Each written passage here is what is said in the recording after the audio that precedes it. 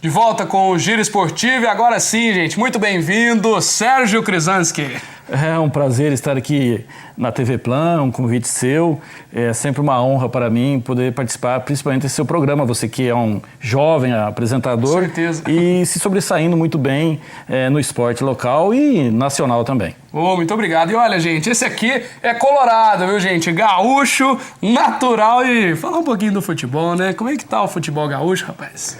Olha, o futebol gaúcho, infelizmente para mim, quem está bem no momento é o Grêmio, que o Grêmio fez um trabalho de renovação, é aquilo que o Internacional devia ter feito lá atrás e está tentando fazer agora. O Grêmio se antecipou, fez essa renovação e vem muito bem no Campeonato Brasileiro. E o Internacional demorou bastante para cair a ficha, está com os jogadores de uma idade bastante avançada. Tentou reestruturar, mas na verdade... Tentou reestruturar, mas continua com jogadores ainda que deveriam ser feita uma reestruturação, que é o caso de Alex, é o caso da Alessandro, Juan, o próprio Dida, que é o terceiro goleiro. Então fica difícil para que um técnico jovem, como é o Argel, e o próprio técnico anterior que estava lá, o uruguaio, fazerem um trabalho que esses jogadores eles procuram comandar a equipe. Então fica eles difícil. São mais do que capitães, né? Eles são os que comandam de fato, o que querem, né? Exatamente, é os que derrubam os técnicos. E o Internacional, a princípio, tem um bom elenco, mas esse elenco não deu resultado. Você vê, teve muitos casos de indisciplina, que foi o caso do Fabrício no início da temporada, onde pisou em cima da camisa do Internacional. Você vê, ele veio pro Cruzeiro agora, a prova que o problema não é lá no Internacional, ele já foi expulso nessa última rodada, ele é bastante desorientado, mas isso fez com que o Internacional também deveria ter percebido isso lá atrás, antes de contratar esse jogador. O próprio Jorge Henrique também não é um jogador lá tão bem disciplinado, agora foi mandado embora, está no Vasco, foi pro Vasco, mas eu acredito que o Internacional ainda, para essa temporada, possa fazer um trabalho de não cair para a segunda divisão, mas tentar uma Sul-Americana, uma Copa do Brasil, algo desse naipe. Nada mais além do que isso conseguirá nesse campeonato. Já estaria de bom tamanho. Já estaria de bom tamanho, não caindo para a segunda divisão, já está de bom tamanho. Com certeza. E a gente vai ver algumas imagens agora, viu, para comparar essa nossa atualidade, né? E Falcão, né? Paulo Roberto Falcão, esse é um dos ícones não só do futebol do Internacional, mas do futebol mundial, podemos colocar assim, um grande jogador que representou de fato a camisa colorada, né? O Falcão foi o rei de Roma, né? O Falcão, ele iniciou no Internacional, deu título para o Internacional. Se vê o Internacional, o último título do Internacional, é triste falar, em 1979. O Internacional foi campeão em 79, invicto. Uma das poucas equipes que conseguiram empatar com o Inter em 79 foi a Caldense. O jogo foi aqui em 15... Naquela partida que ainda a Caldense na Série A. Em uma das séries, né? Foi aquele apanhado que fez as equipes. Né? Isso, não, na época eram bastante equipes que disputavam a Série A e a Caldense disputava e tinha um bom elenco também. Conseguiu empatar com o Internacional naquela época. E Falcão dá saudades, eu acho que não dá saudades apenas para os torcedores do Internacional, dá saudades para o futebol mundial. Porque dificilmente nós veremos um jogador que joga com a 5, um jogador clássico que sabe passar a bola, que sabe fazer lançamento.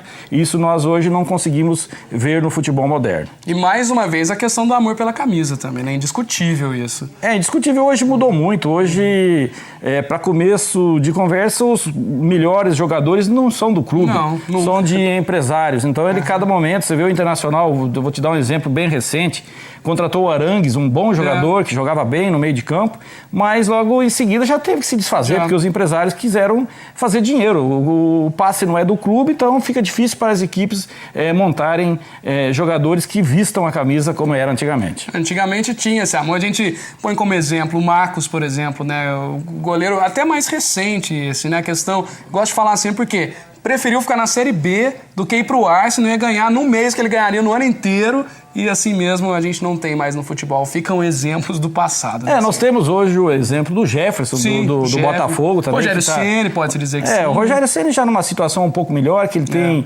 a vontade dele de ser diretor do clube lá de São Paulo. Lá dentro. Ele é um São Paulino nato, já está lá há bastante tempo, já está em fase de aposentadoria, é um pouco difícil, mas é um jogador que batalha muito pelo clube e se deu muito bem no São Paulo. O São Paulo tem uma estrutura muito boa e o Rogério Ceni se encaixou desde o princípio muito bem no São Paulo. Agora, um jogador que vem se destacando no Inter também é o tal do Valdívia, hein? Conseguiu se destacar lá também. O Valdívia é um moleque bem jovem, né? 20 anos, 21 anos. Ainda não se firmou. Ele faz boas partidas, como também faz partidas fracas. Ele é muito irregular. Bastante irregular. Mas eu acredito que ainda que sendo feito um trabalho lá na base, onde que tem aquelas pessoas que possam dar uma orientação a ele, para que ele não se perca no meio do caminho, eu acredito que ele possa ainda galgar grandes coisas para o futebol. Não é lá não é um craque. Não é um craque, como hoje nós vivemos, o futebol brasileiro vive num momento, acredito. Eu sou um amante do futebol, é difícil nós lembrarmos uma fase tão ruim como está se vivendo no momento. Uma seleção brasileira onde o craque é Lucas Lima, não podemos esperar mais nada, né? Um jogador mediano que jogou... Kaká de novo. Eu fico indignado com o Kaká voltando à seleção, mas não tem quem colocar. Não tem. Infelizmente o nível está muito baixo. Por quê? O que aconteceu com o futebol brasileiro? Os jogadores vão muito jovens para a Europa, chega lá na Europa eles nem lembram mais que são brasileiros. Você lembra para vir aqui comer um churrasco, uma feijoada. Se for preciso, ainda se naturalizam naquele país para poder ser mais reconhecido. Então, isso fez com que a seleção brasileira ela passasse um momento muito difícil. O Dunga vai ter muito trabalho para poder consertar essa nossa seleção. Mas vamos falar também de títulos, né? O Internacional que, como a gente até estava brincando aqui, falou, ele é colorado, né? Gaúcho tem que puxar pro lado, né? É um time que ganhou muitos títulos mesmo, né, Sérgio? Claro. Eu acho que o Internacional é uma das equipes brasileiras que se deu muito bem, como é o caso de São Paulo, Flamengo, Cruzeiro, infelizmente o Corinthians também, né? Mas o Internacional já teve seus momentos de glória. Em 2010 foi campeão da Libertadores da América. Contra o Chivas. Eu estive lá presente no Beira-Rio assistindo esse jogo. Emoção, hein? E é muito interessante. Mas hoje vive um momento diferente, que é um momento de renovação. Tá certo. E justamente, né, na Libertadores em 2010, o que você acha que precisaria filtrar um pouquinho disso, pegar para a atualidade? O que você acha que tinha lá que hoje está faltando? Exatamente, eu ia encaixar aqueles jogadores. Eu acredito que, por exemplo, o elenco. O Internacional hoje tem muitos jogadores que jogam pela esquerda. Todos vão para a esquerda. Se você colocar no mesmo jogo o Alex e o D'Alessandro, você já está matando o time, porque os dois jogam pelo mesmo lado. E aí aquilo, né? Muito cacique para um time só. Tem que ter um. Tem que ter um para pastorear o negócio. Mas você tem um líder que é o D'Alessandro que já está ultrapassado. Já chegou o momento de aparecer algum outro jogador. E no momento lá da Libertadores, os jogadores mais jovens, eles não conseguiram acertar naquele momento, principalmente no jogo contra o Atlético Mineiro. O Internacional foi bem e jogou muito, merecia vencer, mas no jogo contra o Tigres, o Internacional não mereceu vencer em momento nenhum. Acho que tremeu lá no México, por isso que venceu por 2-1, perdeu por 3-1. Eu achei que fosse pelo menos pênalti, mas não conseguiu isso e por isso que desclassificou. Certo, e a gente pode ver imagens agora também do Mundial, né, de 2010. Esse aí foi espetacular, virou chacota. Tem que ver a parte boa, a parte ruim também. Contra o Mazembe, o goleirão que já deu aquela zoada lá também, né? Esse aí foi triste, né, cara? Foi triste, é difícil, uma lembrança ruim. Mas o Internacional também tem que pensar, como todo time brasileiro que vai lá disputar, que não é mais um jogo só. Tem que disputar com os demais. Tem que ir com a cabeça pensando desde o primeiro jogo. Exatamente. Né? O povo pensa que o time brasileiro classificou para o Mundial, já está na final, não é mais assim, não. Tem muito time bom lá também. Exatamente, já estão lá porque disputaram na sua região, no seu país, para que pudesse estar lá disputando o Mundial. Então eu acho que o Internacional não é desmérito nenhum ter perdido para o Mazembe. Eu acho que é mérito do Mazembe ter vencido o Internacional. Depois que ainda fica muita chacota do gremista, como é que ficou esse dia aí? Encheram o teu saco, Sérgio? Os gremistas também, eles não têm o que falar, porque faz tempo que não ganham nada, né? Mas é lamentável. O Internacional teve uma derrota bastante triste contra o Mazembe em 2010. Falando ainda desse estilo, essa dancinha aí que é espetacular, né? Essa é marcante, mas ainda a gente estava até falando dessa Copa Libertadores Tigres Internacional, que esse é o título mais recente que foi perdido, né? Foi deixado passar. E nesse jogo também que a gente viu, eu até estava comentando, o Inter veio muito bem no começo desse ano, até parecia que conseguiria de fato um título da Libertadores, e contra o Tigres chegou nessa parte final já nos últimos segundos que precisaria do empate ali, ou segurar ainda um placar, não conseguiu, né? 3-1 pro Tigres na final. Eu penso da seguinte forma, eu acho que o Diego Aguirre chegou muito bem no Internacional, que é o técnico uruguaio. Mas ele pecou quando ele começou a colocar o jogador numa partida, deixar uma de fora, fazer esse rodízio de jogadores. Eu acho que o jogador tem que jogar bola. Ele ganha pra isso. Se chegar lá e começar a fazer essas mudanças todo jogo, não tem conjunto, não pega conjunto, ritmo, né? Não pega ritmo de jogo. Eu acho que foi isso que fez com que o Diego Aguirre perdesse essa classificação contra o Tigres lá no México. Tá certo. E só pra gente concluir aqui agora, a última partida que o Internacional jogou na nossa atualidade, né, no Campeonato Brasileiro. O Inter que ainda tá lutando, né, ali no Brasileiro, como até você disse que precisa lutar para continuar ali na Série A. Mas Avaí 3, Internacional 0, né? Essa partida que até foi atípica, né? Muitos imaginavam que o Inter conseguiria uma vitória até tranquila, porém, era fora de casa. Era um jogo muito difícil. Um jogo difícil. O Internacional teve um pênalti no início do jogo que não marcou. Acho que não marcou. Aí não tem o que ficar chorando também.